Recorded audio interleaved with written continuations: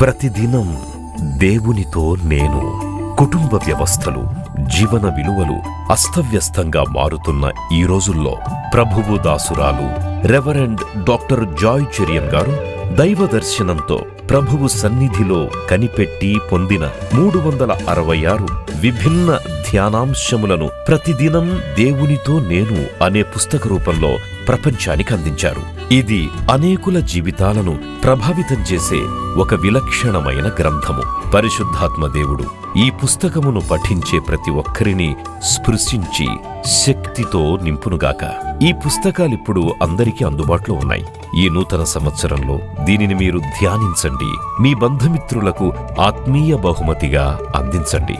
పుస్తక ప్రతుల కొరకు సంప్రదించవలసిన ఫోన్ నంబర్లు 9505047718, 9030757571. అయితే ఆరాధన యొక్క ప్రాముఖ్యత గురించి కొన్ని వారములు సంఘానికి బోధించాలని ప్రభు ఆత్మ నన్ను ప్రేరేపించింది.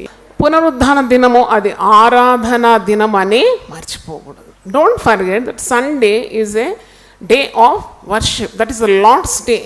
అంటే దేవుని దినం. అది దేవుని కొరకు మనము కేటాయించుకున్న దినం. ఆ రోజు పనిపాట్లు పెట్టుకోవడం, షాపింగ్లు పెట్టుకోవడం, చుట్టాలు రావడం, చికెన్ వండడం, కూర్చొని తినడం, తాగడం కాదు. అది దేవుని దినము. దేవుని స్తోత్రం, hallelujah. That is a Lord's day. You have to give importance to that day. అది దేవుని దినం, ఆరాధన దినం కాబట్టి ఆరాధించాలి. ఆరాధనకు మనం ఏ సమయం వస్తున్నాం? ఆరాధన దినం అన్నప్పుడు నేను దీని గురించి ధ్యానించినప్పుడు నాకు పాస్టర్ మాథ్యూ గారు గుర్తొచ్చినారు. ఇప్పుడు ఒక 30-40 మంది ఉండినారు విశ్వాసులు. కానీ the way he really honoured God's the Lord's day అని ఏమో భుజించకపోయేది. ఆదివారము ఖాళీగా పెట్టుకునేది కడుపు. 3 గంటలకు ఆరాధన అంతా అయిపోయిన తర్వాత 3 గంటలకు ఒక ప్లేట్ రైస్ తినేది, మళ్ళీ రాత్రి తినకుండా. అలాగూ దేవునిలో లీనమైపోయి ఉండడం నేను చిన్ననాటి నుండి చూసినాను. అంత గొప్ప దైవజనుడు కట్టిన మందిరంలో మనం ఈరోజు ఆరాధిస్తున్నాము. దేవుని స్తోత్రం. ఆదివారం రాగానే మా నాన్నగారి ముఖం ఇలా తేజరిల్లేది. ఎందుకంటే మొట్టమొదట ఆయన పరిశుద్ధంగా స్నానం చేసి చక్కగా వచ్చి ప్రభు బల్ల ఆయన్నే మరి దాన్ని తయారు చేసేది. ఆయన మరణించేంత వరకు ప్రభు బల్ల సిద్ధపాటు ఒకరికి ఇవ్వలేదు. ఎంతగా దేవుని ఆయన మనస్సారా ప్రేమించినాడో మీకు అర్థమవుతుంది. How much he loved God. చూడండి, సేవ అంటే ఏదో చేస్తారు. సేవ భుజం మీద మరి సంచి తగిలించుకొని 2 కరపత్రం, అది కాదు సేవ. సేవ లేక ఆరాధన అంటే మనస్ఫూర్తిగాను దేవుని ప్రేమించడం. దేవుని స్తోత్రం. ఒకరిని మనస్ఫూర్తిగాను ప్రేమించినప్పుడే వారిని ఆరాధిస్తావు కదా. అవును, అలాగే దేవుని మనస్సారా నిండుగా. అందుకే 10 ఆజ్ఞల్లో ప్రప్రథమైన ఆజ్ఞ అంటే నీ హృదయపూర్వకంగా నువ్వు దేవుని ఏం చేయాలి? ప్రేమించాలి, ఆరాధించాలి, ప్రేమించాలి.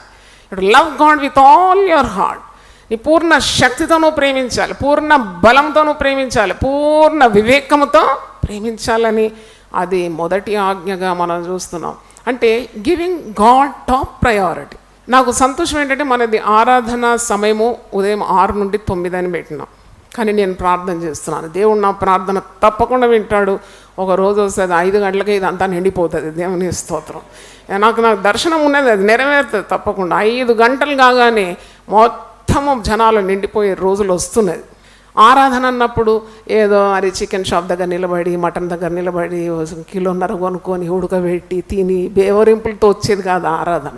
కడుపు మాడగొట్టుకొని రావాలి దేవుని సన్నిధిలో. దేవుని స్తోత్రం. భోజనం మీద నుండి నీ దృష్టి మరల్చి ఎవరి మీద పెడుతున్నావు? Focusing on God, the giver of all gifts. ప్రతి శ్రేష్టమైన ఇవి జ్యోతిర్మయుడైన తండ్రి యొద్ద నుండే రావాలి కదా. తండ్రి యొద్ద నుండే వస్తుంది. నీకు ఆయుస్, నీకు ఆరోగ్యం, నీకు ఊపిరి, నీకు ఉనికి, నీకు చలనము, నీకు దీవెన, ఇవన్నీ ప్రవహిస్తున్న ఆ దేవదేవుని ఆరాధించడానికి వెనకాడకూడదు. ఎందుకంటే మరి నాకైతే చాలా ఆశ మా నాన్నగారు నడిచిన ఆ నడకలో అడుగుపెట్టి నడవాలని. కానీ దేవుడు చాలా విస్తారమైన పనులు ఇచ్చినాడు. ఈ పనులన్నీ తొలగించి దేవా నిన్ను ఉదయమే వచ్చి నేను ఆరాధించాలని కోరుతున్నాను. యెహోవా మందిరమునకు వెళ్ళుదుమని జనులు నాతో అనినప్పుడు నేను సంతోషించు. ఆయన ఎవరండి? సామాన్యుడా?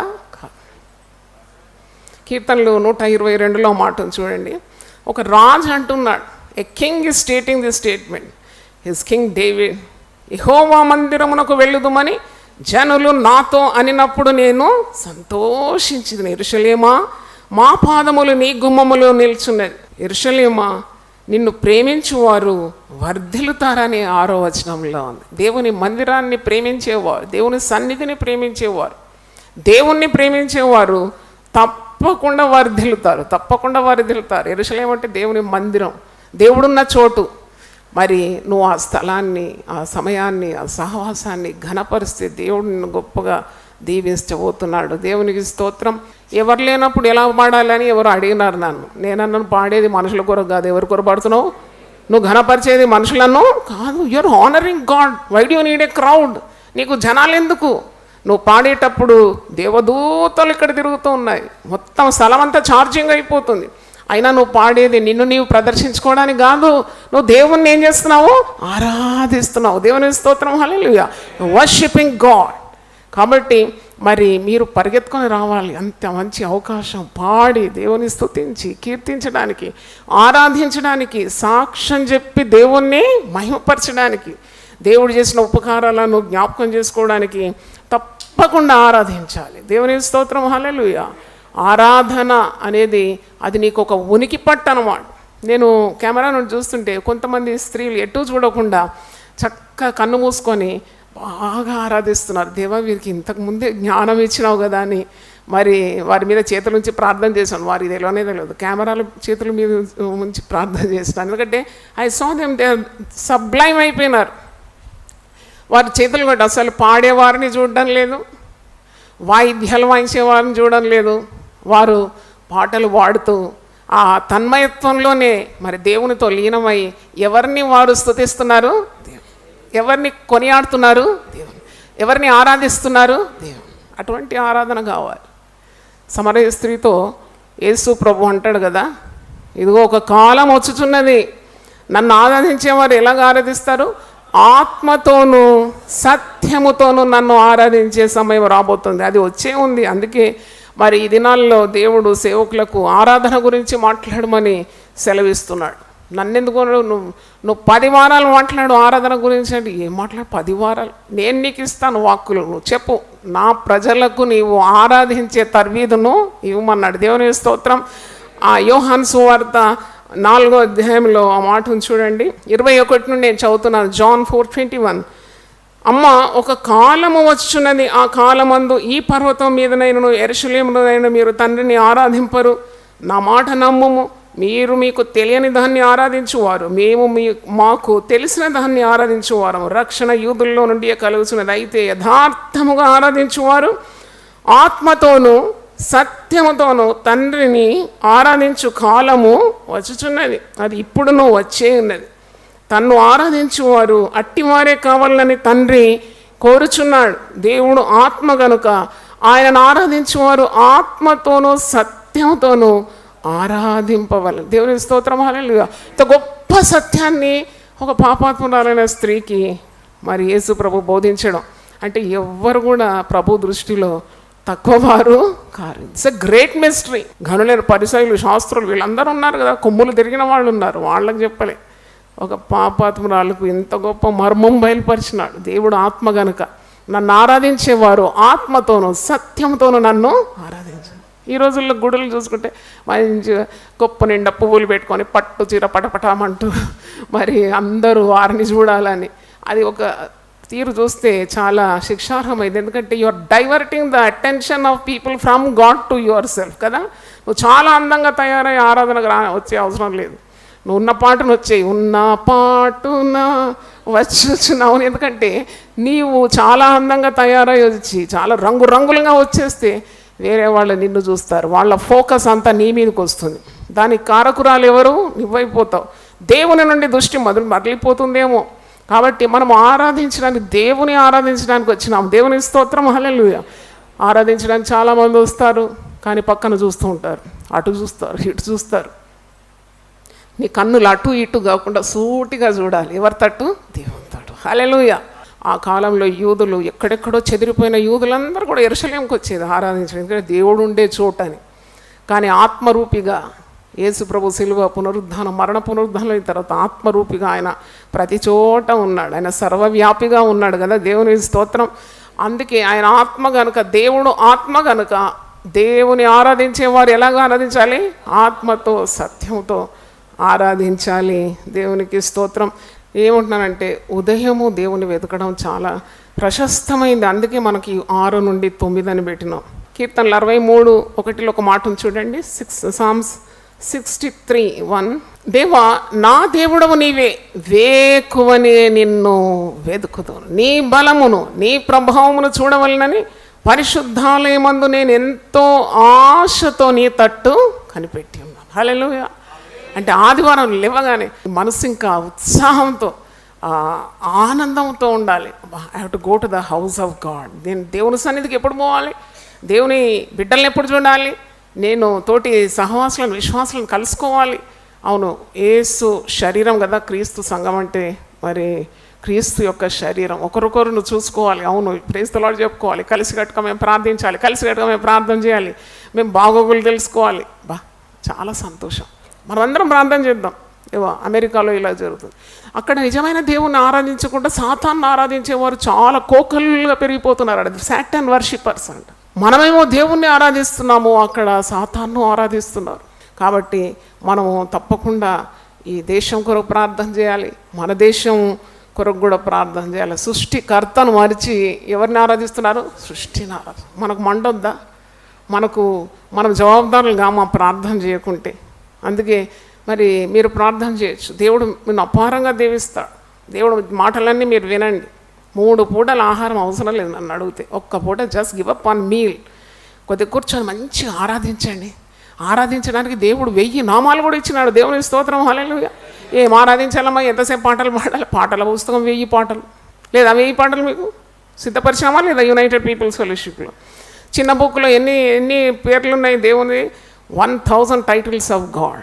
ఆ బుక్ తీసుకొని ఆరాధించండి. ఇన్నాళ్ళు మీరు అన్నారు దహించు అగ్ని స్తోత్రం స్తోత్రం అని. ఇప్పుడు ఇక మీరు ఆరాధన స్టైల్ మార్చుకోండి. గొల్లం పెట్టుకొని చాపపరుచుకొని బుక్ 2 చేతులు ఎత్తి అక్కడ బుక్ పెట్టి దహించు అగ్ని నీకు ఆరాధన ఆరాధన ఆరాధన ఆరాధన ఆరాధించు. ఒక్కొక్క మరి దేవుని బిరుదు తీసుకొని ఆరాధించు. అలాగే పగలు 3 గంటల ప్రార్థనకు వచ్చినప్పుడు కూడా ఏ మూలలో నువ్వు కూర్చో. Just keep worshipping God for who he is. దేవుని స్తుతిస్తాం, ఎందుకంటే దేవుడు చేసిన ఉపకారాలను మనం ధ్యానిస్తూ ఆయనను ఏం చేస్తామో స్తుతిస్తాం. కానీ ఆరాధన అంటే ఏంటి? ఆరాధన అంటే we worship God because what he is. దేవుడు ఎవరు దేవుడు? అంత గొప్ప దేవుణ్ణి నీవు ఏం చేస్తున్నావు? ఆరాధిస్తున్నావు, మొక్కుతున్నావు అన్నమాట. ఆయన మిండార ప్రేమిస్తున్నావు, ఆయనను ఘనపరుస్తున్నావు. అది ఆరాధన. There is so much difference between worship and giving praises unto God. స్తుతికి ఆరాధనకు చాలా తారతమ్యం ఉంది. స్తుతి అంటే నువ్వు పొందుకున్న మేళ్ల కొరకు కృతజ్ఞతలు తెలియజేస్తావు. ఆరాధన అంటే ఆయన ఏమై ఉన్నాడు, ఆయన ఎవరు. చూడండి, 1000 నామములు, 1000 బిరుదులు దేవుని 1000 స్వభావాలను తెలియజేస్తుంది. ఇంకా ఉంది కోకులలుగా వేల నామాలు ఉంది. మన జీవితంలోకి 1000 ఏరికోరి పుస్తకం ప్రింట్ చేసినాం. God is a limitless God. ఆయనకి ఎవరు కూడా పరిమితులు పెట్టలేరు. కానీ ఒక 1000 అయినా 1000తోనైనా మనం దేవుని స్తుతించాలని దేవుడు నాకు దర్శనమిచ్చి ఆ పుస్తకం ప్రింట్ చేయడం అయింది. కాబట్టి అది తీసుకొని ఒక్కొక్క నామాన్ని ధ్యానిస్తూ చేతులెత్తి ఆయనను ఆరాధించడం ఎంత యోగ్యమైంది. దేవుని స్తోత్రం. హల్లెలూయా. ఎక్కడ 2 3 నా పేరట కూడుకుంటారు, నేను అక్కడ వచ్చేస్తాను. హల్లెలూయా. కాబట్టి స్వచ్ఛమైన ఆరాధన చాలా అవసరం మన సంఘానికి. ఆరాధనలో చాలా కార్యాలు జరుగుతుంది. మీరు ఆరాధనకు వచ్చినప్పుడు మీరు వాయిద్యాలు వాయించేవారితో చూడకూడదు. పాడేవారు ఎంత గొంతు బాగుంది కదా, బరే చక్కని చీర కట్టుకుంది ఈరోజు, ఏం కలరింగ్ ఇది, ఎంత అందంగా ఉంది గొంతు, అది చూడొద్దు. దేవుడు రోషం గల దేవుడు. నువ్వు ఎవరిని పాడుతున్నావు? పాడేవారు కూడా వారు ఎంత మంచి పాడుతున్నారనే ఆశ ఉంటే కొట్టేయాలంతే. Just bind it. I'm singing for the glory of God. Hallelujah. నేను దేవుని కనపరుస్తున్నా. వాయిద్యాలు వాయించేవారు కూడా చాలా కష్టం. వాయిద్యాలు వాయించడం వల్ల కంట్రోల్ చేయడం. ఒకసారి వారికి వచ్చిందంటే దంచి కొట్టేస్తారు. అసలు పాట వరుసలు కూడా అర్థం కాదు. వారు ప్రజలను దేవుని ఆరాధించడానికి పాటలకు ఏం చేస్తున్నారు? సహాయపడుతున్నారు. దేవుని స్తోత్రం. కాబట్టి నీవేటూ చూడొద్దు. నన్ను అడిగితే నువ్వేటూ చూడొద్దు. కన్ను మూసుకొని దేవా నీవు దేవునితో లీనమైపోయి ఆయన ఎలాంటి వాడు, ఎంత గొప్పవాడు, ఆయన ఎలాంటి గొప్ప కార్యాలను నీ జీవితంలో చేయగలడు. ఆయన ఊపిరి వడిగా విడిస్తేనంట భూమి యొక్క అంతర్భాగాలు బయలుపడుతుందప్ప. ఎంత గొప్ప, what a majestic God we have. 18వ కీర్తన ఒకసారి చూడండి. దేవుడు ఎవరు? You have to worship God because of what he is, who he is. కీర్తనలు 18:15 వచనం చూడండి. కొన్ని కార్యాలను కూడా ఇది అసాధ్యం, ఇది అసాధ్యం, అది కాదు, ఇది కాదు, ఇలాంటి పనికిరాని మాటలన్నీ కూడా చెత్తబట్లు మారే. ఆరాధించేవారు ఎప్పుడు కూడా శక్తి గలవారు. దేవుని స్తోత్రం, hallelujah. One who worships God will be mighty. మొన్నటి రోజు నాకు జెట్ ల్యాగ్ వచ్చింది. అంటే ఈ విమానాల్లో 7 సముద్రాలు దాటుకొని రావాలి, గాలిలో ప్రయాణం. అది అక్కడ సమయం వేరుంటుంది, ఇక్కడ సమయం వేరుంటుంది. ఇప్పుడు ఇక్కడ పగలు కదా, ఇప్పుడు అక్కడ కటిక చీకటి ఉంటుంది, ఇప్పుడు చీకటి ఉంటుంది అక్కడ. అయితే ఇది మారగానే నాకు ఇప్పుడు కూడా కొద్దిగా వీక్నెస్ ఉంది. 2 దినాలైతే చాలా నిద్ర లేక, అతి నిద్ర, ఉదయం మళ్ళీ రాత్రంతా నిద్ర లేక, పగలు అలాగున్నాను. అప్పుడు నేను అనుకున్నాను, బాగానే ఉన్నాను కదా రాత్రంతా, ఆల్ నైట్ ఎందుకు చేయకూడదు నేను? ఆరాధన అంటే మరి ఆలయం పోయి అందరితో కలిసి ఆరాధించడానికి నాకేమో ఇన్ని పనుల్లో వీలు కావడం లేదు. అయినా నేను వ్యక్తిగతంగా ఏకాంతంగా నేను ఆరాధించవచ్చు కదా. మంచిగా నాకు రూమ్ గొల్లం పెట్టుకొని మంచిగా రాత్రంతా చక్కగా ఆరాధించిన. దేవుని స్తోత్రం, హల్లెలూయా. ఉదయం అయ్యేలోపట ఎంత ఆత్మతో నింపబడినాను, శక్తితో నింపబడినాను. వ్యక్తిగతంగా నువ్వు ఆరాధించవచ్చు, కలిసికట్టుగా ఆరాధించవచ్చు, కుటుంబంతో కూడా కలిసి ఆరాధించవచ్చు.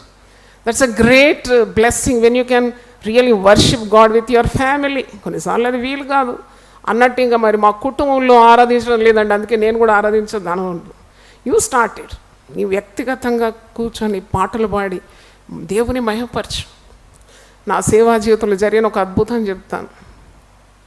స్టార్టింగ్ ఇయర్స్లో it was very tough time for me. మరి ఒక వ్యక్తి నన్ను చాలా అభ్యంతరపరుస్తున్నాడు సేవ చేయడానికి. ఎన్నెన్నో మరి అడ్డంకులు ఆటంకులు తెచ్చిపెడుతుంటే, కొద్ది హోదా ఉంది, మరి ఇది చేయొచ్చా, అది చేయొచ్చా, అలాగే ఇలాగ అడ్డు ప్రశ్నలు అయితే నేను ఇవన్నీ, నా గొప్ప దేవుడు ఉన్నాడు, నేను ఆరాధిస్తాను ఈరోజు అని చెప్పి ఈ మందిరంలోనే ఒంటరిగా ఒక ఆల్ నైట్ చేశాను. That was in the year 1998 అనుకుంటాను. మందిరం కిటికీ అంటే ఇక్కడ నిర్జన ప్రదేశం, మనుషులు ఎవరు ఉంటారు, దొంగలు, బందిపోటు దొంగలు అన్నీ తిరుగుతూ ఉంటారు, అందరు తిరుగుతుంటారు. కాబట్టి ఒంటరిగా ఉండడం కొద్దిగా భయంకరమే. అయినా నేను అన్ని కిటికీలను మూసి అయ్యగారికి చెప్పిన, నేను I want to spend time in the presence of God. అయితే నేను ప్రార్థనకు మోకరించినప్పుడు పరిశుద్ధాత్ముడు అంటున్నాడు, నీ ప్రార్థన నాకు వినబడింది, ఎప్పుడో వినబడింది. ఇప్పుడు నువ్వు చేయాల్సింది ప్రార్థన కాదు, నువ్వేం చేయి, పాటలు పాడమన్నాడు. అప్పుడు యూపీఎఫ్లో 100 పాటల్లో ఒక పుస్తకం ఉండేది. 100 సాంగ్స్, సెలెక్టెడ్ సాంగ్స్, చిన్న పుస్తకం ఉండేది. అయితే పాటలు పాడాలి. కొన్ని పాటలు అయితే నాకు రానే రావు, దాంట్లో కొన్ని బాగా పాడతాను. అయితే ఆ పాట పుస్తకం తీసుకుని పరిశుద్ధ Holy Spirit is telling, come you start singing, start glorifying. అప్పుడు కూర్చొని నంబర్ 1 నుండి స్టార్ట్ చేసిన ఇక్కడ పాటలు పాడిన. కొన్ని రాని పాటలకు నేనే స్వరకల్పన చేసిన, రాగం ఇచ్చిన. ఇక 100 అయింది. ఎప్పుడు ఉదయం 5 కాగానే 100 పాటలు ముగించిన. పాడుతూ పోయినాను. అప్పుడు నేను పాటలంతా అయిపోయింది, ఇంకా ఉదయం లేచి పిల్లలకు టిఫిన్లు కట్టాలి, నేను బ్యాంకు పోవాలి అని చెప్పి ప్రార్థనకి ఇక్కడ పుల్పిట్ దగ్గర మోకరించగానే ఒక వాక్యం వచ్చింది, వ్యర్థుడు ఇక మీదట నీ మధ్యలో సంచరించాడు. దేవుని స్తోత్రం. అది నహూము 1వ అధ్యాయంలో ఉంది. వ్యర్థుడు ఇక మీదట నీ మధ్యలో సంచరించాడు. అలాగే అక్షరాల జరిగిపోయింది. ఆ వ్యక్తి నోరు మూసుకొని పోయింది. ఆ వ్యక్తి ఇప్పుడు లేడు. అంటే నేను ఎందుకు చెప్తున్నానంటే, దేవుడు ఆరాధించే వారి పట్ల ఎంత పౌరుషంగా ఉంటాడని నాకు అర్థమైంది. దేవుని స్తోత్రం, హల్లెలూయా. ఆ కోడి చిన్న పిల్లలను తీసుకొని తిరుగుతూ ఉంటుంది కదా, పురుగులు అవన్నీ ఏరుకొని, గద్ద రాగానే ఆ పెట్టకోడి నెత్తి మీద ఉన్న బూర ఎలా ఉంటుందని ఎట్టలేస్తుంది. అప్పుడు నేను అనుకుంటా, ఈ పిట్టకే ఇంత రోషం ఉంటే నా కొరకు ప్రాణం పెట్టి నా ప్రభువుకు ఇంకెంత రోషం ఉంటుంది. దేవుని స్తోత్రం, హల్లెలూయా. అందుకే అంటే నీకు విరోధంగా రూపింపబడు ఏవి నా ఆయుధమో మనమే ఊరికే పిచ్చిగా భయపడుతూ ఉంటాం. ఆరాధించే వారికి భయం ఉండదు. అంటే దేవుని శక్తిని, ఉనికిని వారు తెలుసుకున్నవారు కాబట్టి they won't fear any problem. Hallelujah. కీర్తనలు 18:15 చూడండి. Psalms 18:15, యెహోవా నీ నాసికారంధ్రముల ఊపిరిని నీవు వడిగా విడవగా నీ గద్దింపునకు ప్రవాహముల అడుగు భాగములు కనబడెను, భూమి పునాదులు బయలుపడ. దేవుడు అంటే ఎవరో మనకు తెలియదు. మనకు అసలు దేవుడు ఎవరని తెలిస్తే అస్సలు ఒక భయం ఉండదు. దేవుడు ఎవరు, దేవుని శక్తి అని తెలిస్తే అస్సలు ఇంకెంత గంభీరంగా ఉంటావు ఈ లోకంలో. We have yet to know God. అందుకే వాక్యంలో ఉంది, తమ దేవుని ఎరుగువారు బలము కలిగి గొప్ప కార్యాలు చేస్తారు. హల్లెలూయా. దేవుని ఎరుగుతేనేమో కొదమసింహంలాగా ఉంటావు, దేవుని ఎరుగుకుంటే పిల్లిలాగా అన్నిటికీ. కాబట్టి దేవుని తెలుసుకుంటే నువ్వు ఒక పెద్ద పులిలాగా ఉంటావు. నీతిమంతుడు సింహము వలె ధైర్యంగా ఉంటాడు. దేవుని స్తోత్రం. హల్లెలూయా. భయకంపితమైన దినాలు, ప్రమాదకరమైన దినాలు. మనకేమవుతుంది, మన బిడ్డలకి ఏమవుతుంది, మన బంధువులకి ఏమవుతుంది మనకు తెలియదు. Every minute there is fear haunting you. భయం నేను వెంటాడుతుంది. ఆ భయాన్ని ఓడించే శక్తి ఆరాధనలో ఉంది. దేవుని స్తోత్రం. పౌలు శీలను బంధించి ఎక్కడేసినారు? చెరసాలలో వేసినారు. వాళ్ళు ఏం చేసినారు? లబో లబో కొట్టుకొని ఎత్తి కొట్టుకొని ఏడ్చినారా? వారు ఏం చేసినారు? అపోస్తల కార్యం 16వ అధ్యాయంలో పౌలు శీలలు ఇద్దరు భక్తులు, వారు కలిసికట్టుగా దేవుని ఆరాధిస్తున్నారు. దేవుని స్తోత్రం. పాటలు పాడుతున్నారు, ప్రార్థన చేస్తున్నారు, దేవుని మహిమపరుస్తున్నారు. నేను ఎప్పుడు అనుకుంటాను, నాకు మంచిగా కీబోర్డ్ కానీ హార్మోనియం అంటే చాలా ఇంట్రెస్ట్. ఇప్పుడు కూడా నేను అనుకుంటాను, ఇట్లా హార్మోనియం పాడుకుంటా, దేవుణ్ణి వాయించుకుంటా, ఆరాధన పాట పాడాలని ఇట్లా ఊహించుకుంటాను. ఎక్కడ సమయం కావాలో నేర్చుకోవడానికి. మన మధ్యలో ఎంత చక్కగా వాయిద్యాలు వాయించేవారు. They are really gifted people who can sing and praise and honour and worship God with the instruments. అప్పుడే నేను అడిగినాను, దేవా పెద్ద ఇన్స్ట్రుమెంట్స్ లేకున్నా ఒక చిన్న ఇన్స్ట్రుమెంట్ నాకు కావాలన్నప్పుడు 50 రోజులు ఉపవాసం ఉండి ప్రార్థన చేస్తే, ఇది నేను వాయించినట్టు మీరు వాయించలేరు, ఎందుకంటే దేవుడు ఇచ్చిన వరం. దేవుడి స్తోత్రం. హల్లెలూయా. మీరు రాతలు మారిపోతున్న స్వచ్ఛమైన ఆరాధన చేయాలి. హల్లెలూయా. స్వచ్ఛంగా ఎలాగో ఆరాధన చేయాలి అన్నప్పుడు నీ యొక్క మరి హృదయము పవిత్రంగా ఉండాలి. పరిశుద్ధ గ్రంథంలో ఆ మాట ఉంది. కీర్తనలు 141 చూడండి. కీర్తనలు 141లో కీర్తనకారుడు ఏమంటున్నాడు? నేను ప్రభువుకు ప్రార్థన చేసినప్పుడు, నేను స్తుతి చెల్లించుట నా ప్రార్థన ధూపము వలెను, నేను చేతులెత్తుట సాయంకాల నైవేద్యము వలెను, నీ దృష్టికి అంగీకారము లగును గా. అవునయ్యా, నేను చేతులు ఎత్తితే కూడా ఈ చేతులు ఇది ఇంత ఎవరికి కీడు చేయకుండా కదా. చేతులు క్రియలకు సూచన. Actions, it depicts action, what you do. అందుకే చేతులు మీరు అనుకోకండి, అది అల్లాటప్పగా తీసుకోకండి. చేతులు మరి ఇది క్రియలకు సూచిస్తుంది. చేతులు ఎత్తడం ద్వారా దేవుడు మహిమపరచబడుతున్నాడని. అందుకే నేను పవిత్రమైన చేతులు ఎత్తాలి దేవుని తట్టు. ఎవరికి నేను కీడు చేయకూడదు, ఎవరిని బాధ పెట్టకూడదు, ఎవరికి హాని చేయకూడదు, ఎవరి కీడు నేను కోరకూడదు. హృదయము పరిశుద్ధంగా ఉండాలి, పవిత్రంగా ఉండాలి. హృదయ శుద్ధి గల వారు ధన్యులు. వారు ఎవరిని చూస్తారట? దేవుని చూస్తారు. హల్లెలూయా. కాబట్టి నా ప్రార్థన నీకు మరి ధూపంగా నీ సన్నిధికి చేరాలి. నా చేతులెత్తుట సాయంకాల నైవేద్యం వలె ఉండాలి, ఇది నీ దృష్టికి అంగీకారము లగును కాక. పేతురు తన పత్రికలో ఇంకో మాట అంటాడు. పేతురు 1 తిమోతి 2:8 ఇక్కడ కూడా ఒక ఆదేశం ఉంది. ఇదేంటంటే పురుషులు వారు పవిత్రమైన చేతులు ఎత్తి ప్రార్థన చేయాలి, సంశయములు మానాలి, కోపము వారికి ఉండకూడదు. వారు పవిత్రమైన చేతులెత్తి దేవునికి ప్రార్థన చేయాలి. కావున ప్రతి స్థలమందున పురుషులు కోపమును సంశయమును లేనివారై పవిత్రమైన చేతులెత్తి ప్రార్థన చేయవలనని కోరుచున్నాను. అంటే పురుషులు అంటే స్త్రీలు పురుషులు అందరూ దేవునికి దృష్టికి సమానులే కదా. పురుషులైనా స్త్రీలైనా పవిత్రమైన చేతులు ఎత్తి దేవుని సన్నిధిలో నువ్వు ఆరాధించాలి. అవును, నాకు ఈ సమయంలో చేతులెత్తి ఆ దేవుని తట్టు కేంద్రీకరించినప్పుడు అమాలేకుల మీద ఏం కలిగింది? విజయం కలిగింది. నిర్గమకాండం 17:11 చూడండి. మోషే తన చెయ్యి పైకెత్తినప్పుడు ఇశ్రాయేళ్ళు గెలిచిరి, మోషే తన చెయ్యి దింపినప్పుడు అమాలేకీయులు గెలిచారు. నిర్గమకాండము 17:11 నేను చదువుతున్నాను. శత్రు ఓడిపోవాలంటే దేవుని బిడ్డలు తమ పవిత్రమైన చేతులు దేవుని తట్టు ఎత్తాలి. మోషే తన చెయ్యి పైకెత్తినప్పుడు ఇశ్రాయేలు గెలిచిరి, మోషే తన చెయ్యి దింపినప్పుడు అమాలేకీయులు గెలిచిరి. మోషే చేతులు బరువెక్కగా వారు ఒక రాయి తీసుకొని వచ్చి అతడు దాని మీద కూర్చుండటకై దాన్ని వేసిరి. అహరోను హూరులు ఒకడు ఈ ప్రక్కను ఒకడు ఆ ప్రక్కను అతని చేతులను ఆదుకొనగా అతని చేతులు సూర్యుడు అస్తమించే వరకు నిలకడగా ఉండను. చేతులు లాగుతున్నాయి, పాపం వృద్ధాప్యంలో ఉన్నాడు కదా మోషే, ఎంతసేపు ఇలా పెట్టుకొని ఉంటాడు, చేతులు లాగుతుంది. కానీ ఆ చేతులు దించినప్పుడు శత్రువు ఏమవుతున్నాడు? గెలుస్తున్నాడు. చేతులు ఎత్తినప్పుడు శత్రువు ఓడిపోతున్నాడు. మరి చేతులు దించాలనా ఎత్తాలనా? ఎత్తాలి, శత్రువు ఓడిపోవాలి. నీ బ్రతుకు దినములన్నిటను ఎవడును ఏ మనుషుడిని ఎదుట నిలవనేరు. చేతులు ఎత్తాలంటే అహరోను ఊరులు మోషే యొక్క చేతులను ఎత్తి పట్టుకుంటున్నారు. అప్పుడు వారికి గొప్ప విజయము లభించిందని మనం చూస్తున్నాం. అందుకే ఎందుకు ఆరాధించాలి? నీ జీవితంలో గొప్ప విజయం పొందుకోవాలి. దేవుని స్తోత్రం, హల్లెలూయా. సాతాను అని అనుచరులతో సహా బంధించాలంటే నువ్వు ఆరాధించాలి.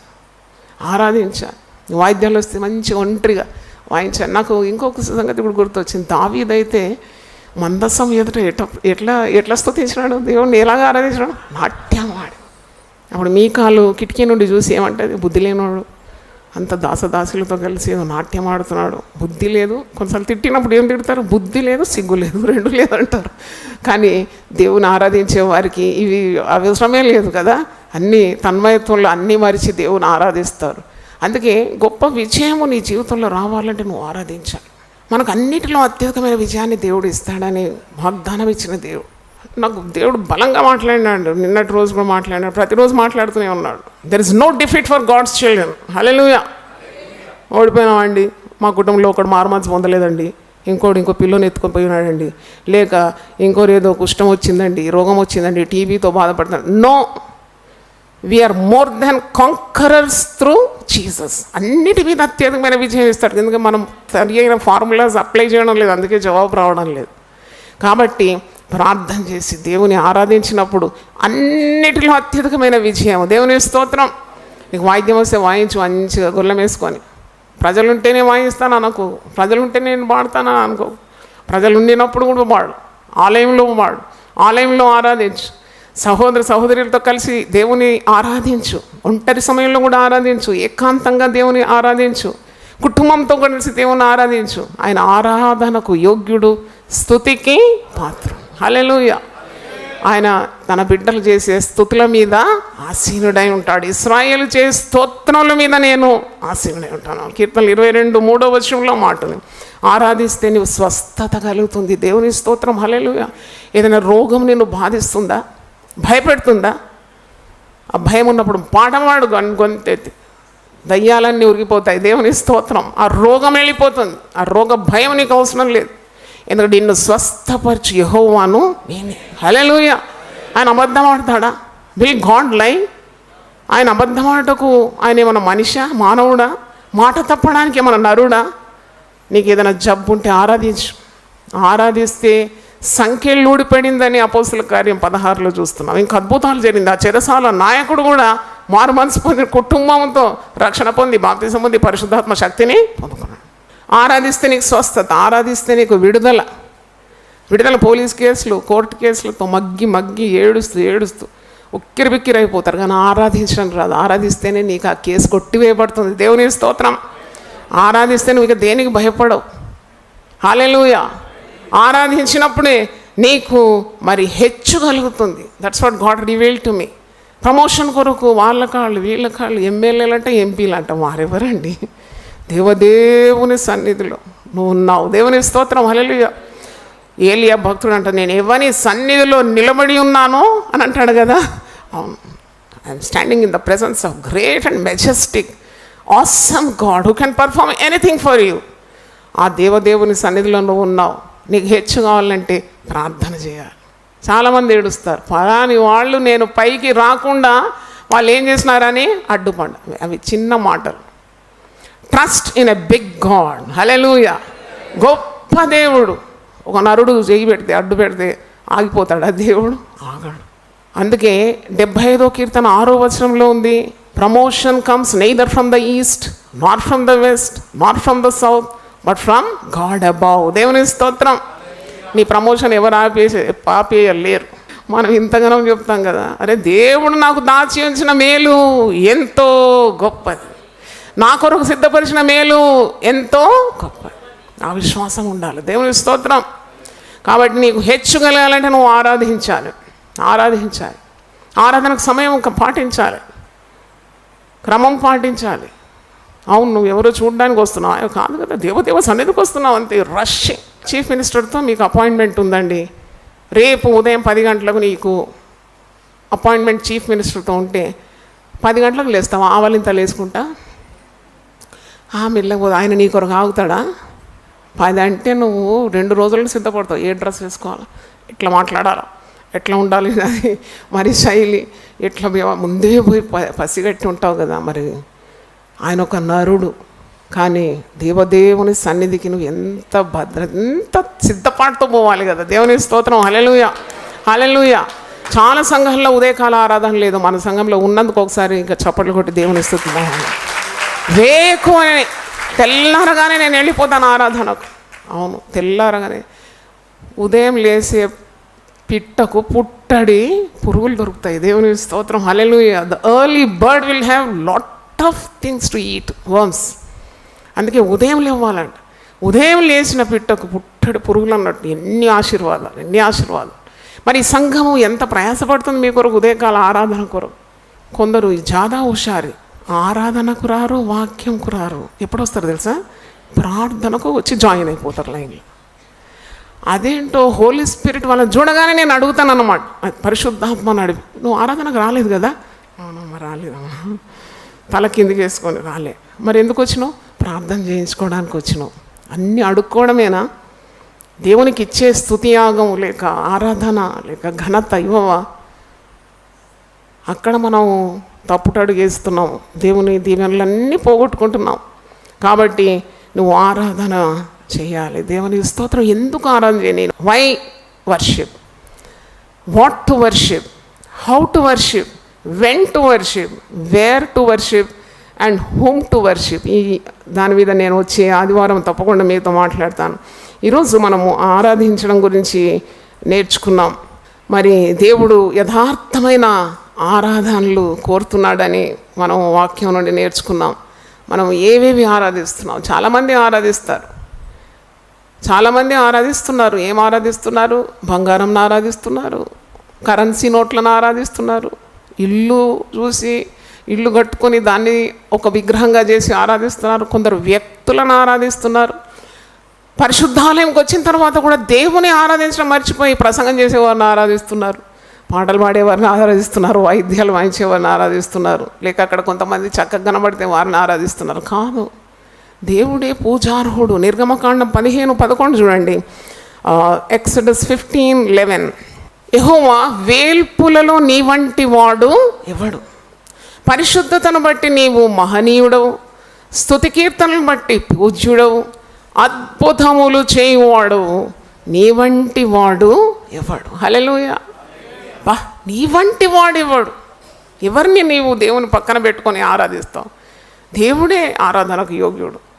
వేల్పులలో నీ వంటి వాడు ఎవడు? పరిశుద్ధతను బట్టి నీవు మహనీయుడు, స్తుతి కీర్తనను బట్టి పూజ్యుడవు, అద్భుతములను చేయవాడు. హల్లెలూయా. నీ కుటుంబంలో అద్భుతములు కనబడాలి, నువ్వు ఆరాధించాలి. ఆరాధనలోనే అద్భుతాలు జరుగుతాయి. కొందరు భర్తలను ఆరాధిస్తారు, కొందరు భార్యలను ఆరాధిస్తారు. నా భార్య, నా భర్త, నా పిల్లలండి. ఎవరనుకున్నారండి నా పిల్లలు? అది నీ పిల్లలు కాదండి. ఎవరిచ్చిన పిల్లలండి? గర్భఫలము బుద్ధి కొన్నిసార్లు గడ్డి మేస్తుంది.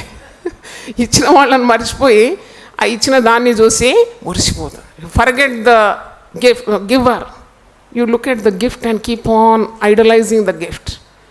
చూడండి, దేవుడు రోషం గల దేవుడు. అందుకే నీ కంటికి ఇంపైన దాన్ని, నాకంటే ఎక్కువగా దేన్నైనా ప్రేమిస్తున్నావా? నాకంటే నువ్వు ఎక్కువగా దేన్నైనా ఆరాధిస్తున్నావా? నీ కంటికి ఇంపైన దాన్ని నేను ఒక్క దెబ్బతో తీసివేయబోతున్నా. అవును, నీ కేంద్రీకరణ అంతా, నీ గురి, నీ గమ్యం, నీ చూపు నా వైపే ఉండాలి. Jealous God. ఇంకా మరి గృహాలు, స్థలాలు, కొందరు జంతువులను ఆరాధిస్తారు. నేను ఫ్లైట్లో వెళ్తున్నాను ఇక్కడికి, I think I'm coming here Chicago flight కొరకు వెయిట్ చేస్తున్నాను ఎయిర్పోర్ట్లో. అయ్యగారేమో బోర్డింగ్ పాస్ ఇవన్నీ చూసుకుంటాడు. అయ్యగారు బిజీగా ఉన్నారు, నేను ఇక్కడ కూర్చొని మరి దేవుని కార్యాలయం ఆలోచిస్తాను కదా. వీళ్ళు చూసిన పక్కన చూస్తే ఒక ఆమె హ్యాండ్ బ్యాగ్లో చిన్న పప్పి ఉంది, చక్కని కళ్ళు, చిన్న ముద్దుగా, అంటే హ్యాండ్ బ్యాగ్లో పట్టే ఒక కుక్క పిల్ల. ఏమో ఈ కుక్క పిల్ల ఇంత చిన్నగా ఉంది.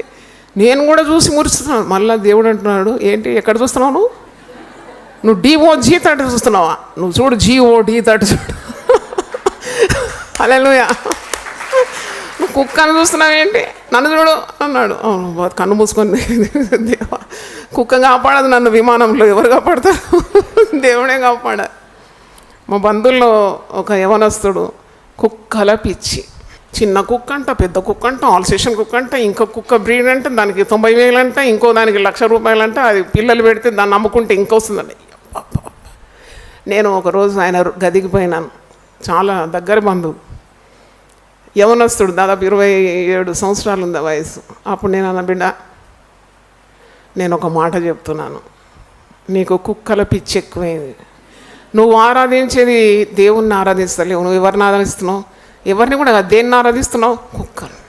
డాగ్ ఫీడ్ అంట, డాగ్ సోప్ అంట, డాగ్ బిస్కెట్ అంట, డాగ్ మిల్క్ అంట, డాగ్ది కోంబ్ అంట, అదంట ఇదంట, కుక్కలతోనే గడుపుతున్నాడు. నేను నా దౌర్భాగ్య స్థితికి జారుకోకుండా చూడు. గేట్ మీద రాసినాడు, బివేర్ ఆఫ్ డాగ్, డిఓజీ. నేను గుడిలో రాసి పెట్టిన, beware of God. Hallelujah. DOJ కాదు, జిఓడి, ఉల్టైపోవాలను. కానీ నేను ప్రార్థన చేసినాను, ప్రేమించినాను, ప్రార్థన చేసినాను. ఇప్పుడు చాలా మహాభక్తుడైపోయినాడు. దేవుని స్తోత్రం. కోటీశ్వరుడైపోయినాడు. సంఘములో చాలా ప్రధాన పాత్ర పోషిస్తున్నాడు. చూడండి, మనకు వీలున్నంత మట్టుకు దేవుని కార్యాలు చెప్తూనే ఉండాలి కదా. అందుకే మరి ఎవరిని నువ్వు ఆరాధిస్తున్నావు ఈరోజు? Whom you're worshipping. దేవుని ఆరాధించాలి. ఆయనే ఆరాధనకు పాత్రుడు. కొందరు సెల్ ఫోన్ ఆరాధిస్తారు కదా, ఉదయం లేవగానే ఏమొచ్చిన మెసేజ్లన్నీ. అంటే దేవుడు కాదు నీకు ఆరాధించేది. నీవు ఎవరిని ఆరాధిస్తున్నావు? ఈ సెల్ ఫోన్ ఆరాధిస్తున్నావా? ఎంత సమయం గడుపుతారు. నేను అనుకున్నది ఏం చేయాలి, నేను ఇప్పుడు ప్రార్థన చేస్తున్నాను, దేవా మరి ఇంత పెద్ద సంఘం నడిపించాలి, ఎన్నెన్నో కాల్స్ వస్తుంది, మేము అడుగుతూ ఉంటారు, నేను చెప్పాలి, మరి ఏం చేయాలి? సెల్ ఫోన్ ఆఫ్ చేసేసి పడేస్తే మరి పనులు ఎట్లా ఆగిపోతుంది? నాకు దేవుడు తగిన జ్ఞానం ఇస్తాడని ఇంకా వెయిట్ చేస్తున్నాను. ఏం చేయాలి? బుట్టలో పడేయమంటే పడేస్తాను ఒకరోజు. దేవుని స్తోత్రం. Hallelujah. It's nothing more than my potent God. దేవుని స్తోత్రం.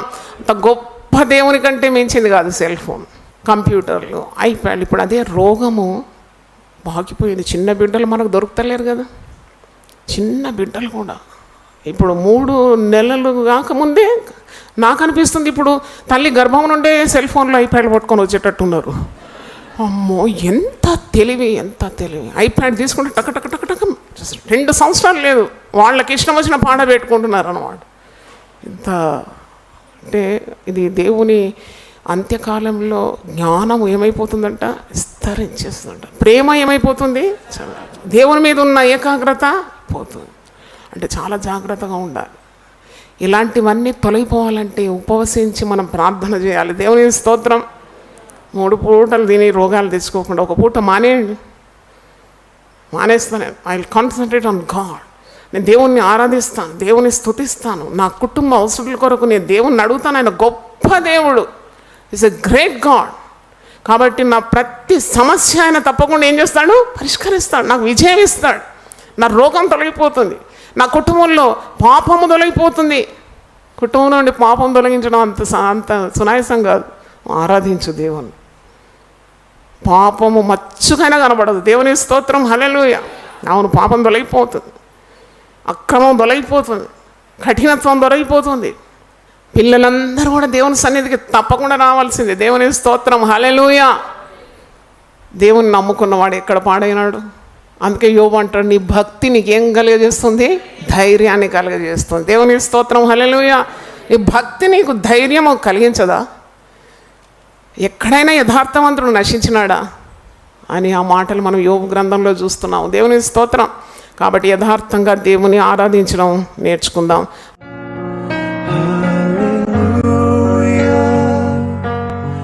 Hallelujah.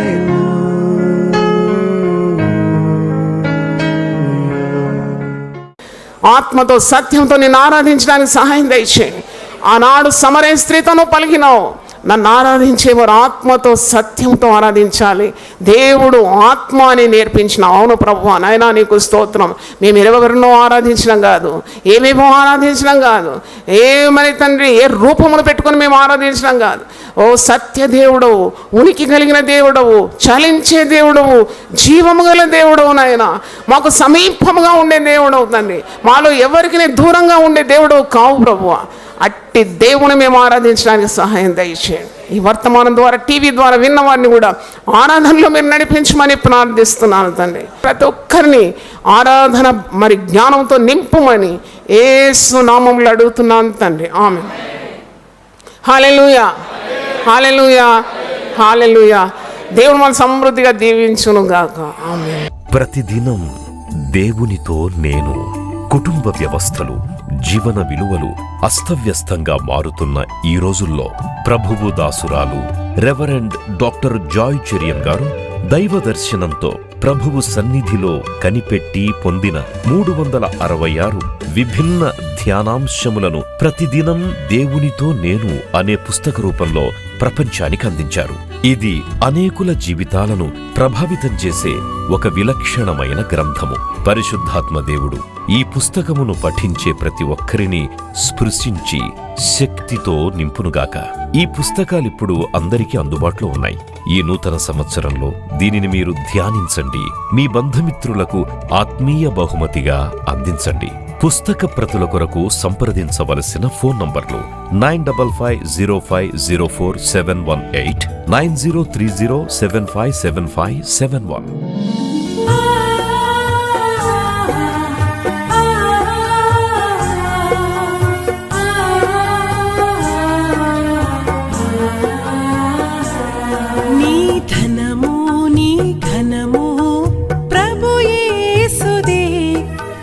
దశమా భాగమునీయ వెనుదీతువా.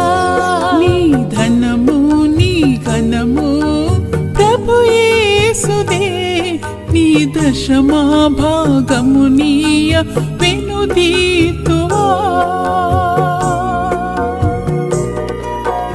ధరలోన ధనధాన్యములనీయగా కరుణించి కాపాడి రక్షింపగా. ధరలోన ధనధాన్యములనీయగా కరుణించి కాపాడి రక్షింపగా. పరలోకనాదుండు నీకీయగా మరి యేసు కొరకీయ వెనుదీతువా. పరలోకనాదుండు నీకీయగా మరి యేసు కొరకీయ వెనుదీతువా. నీ ధనము నీ ఘనము ప్రభు యేసుదే, నీ దశమా భాగమునీయ వెనుదీతువా. పాడి పంటలు ప్రభువు నీకీయగా కూడు గుట్టలు నీకు దయచేయగా.